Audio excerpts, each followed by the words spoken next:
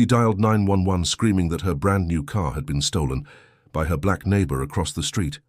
Police sirens wailed as they rushed in. But when the truth came out, everyone realized she'd just made the worst mistake of her life. It was a quiet Saturday morning in Cedar Hills, a suburban neighborhood known for its HOA rules stricter than most prisons. Marcus Green, a 38-year-old software engineer, had just returned from a long overseas work trip. He parked his modest Zayden in the driveway and unlocked his garage, humming to himself.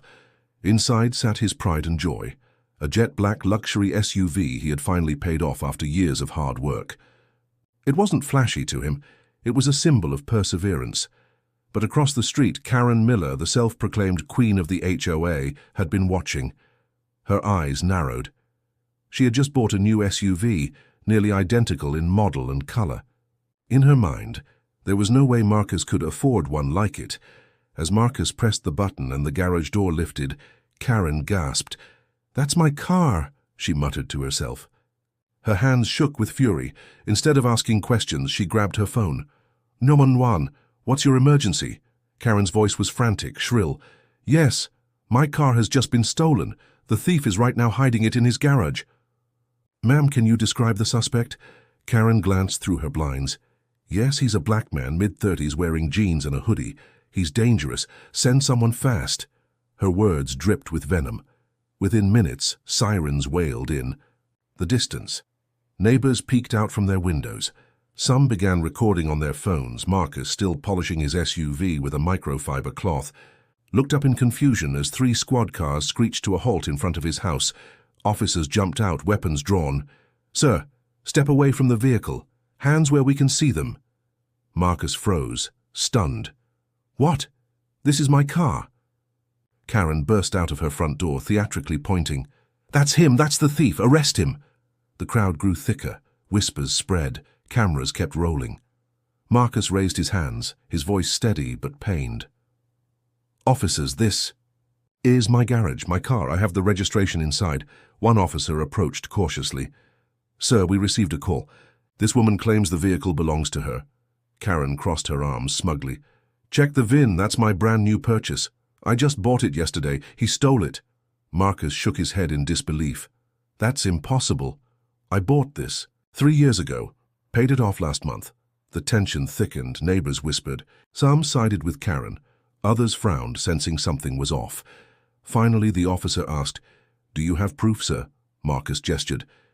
"Inside the house. Title, registration, everything." As they retrieved the documents, Karen smirked, whispering loud enough for the crowd to hear. "People like him always find a way to cheat the system." Gasps, murmurs, phones caught every word. But when the officer emerged holding Marcus's title and purchase receipts, the mood shifted. "Ma'am," the officer said firmly, "this vehicle is registered to Mr. Marcus Green. Purchased 3 years ago. Fully legal." The crowd erupted in murmurs. Karen's jaw dropped. "What? No, that can't be right. My car looks exactly like that one." Marcus locked eyes with her, calm, unshaken.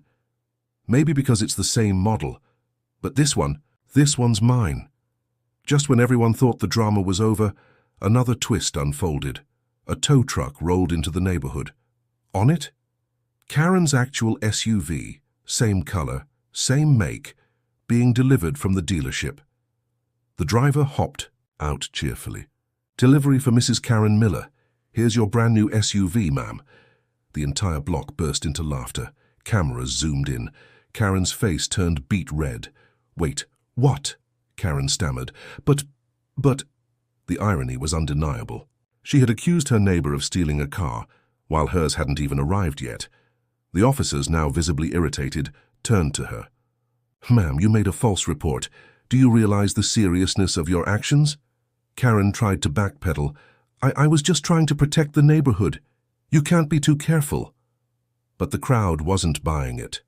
Marcus, still calm, said softly, "No, you weren't protecting the neighborhood. You were targeting me." The silence that followed was louder than any siren. Karen was fined for filing a false police report. Her reputation in the neighborhood shattered overnight. Videos of the incident flooded social media under the hashtag GarageGate. Millions viewed her meltdown, mocking her theatrics and praising Marcus's composure. At the next HOA meeting, residents demanded her resignation as president.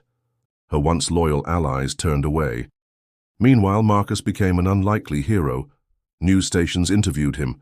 Community leaders praised his restraint and dignity, but Marcus never gloated. In interviews, he said simply, "I didn't want revenge. I wanted respect. I just wanted the truth to be seen." And in the end, the truth had spoken louder than anything else. Narrator voice, reflective, emotional. She thought calling 911 would destroy him. Instead, it destroyed her own credibility. Karen's story is a reminder that prejudice can blind people to the truth, but when the truth comes out, it shines brighter than lies ever could. Marcus didn't have to raise his voice. He didn't have to fight. He simply stood firm and let the truth speak for itself.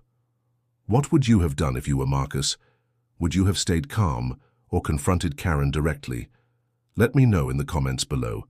And don't forget to like, subscribe and hit the bell so you never miss more powerful stories of truth, justice and unexpected twists.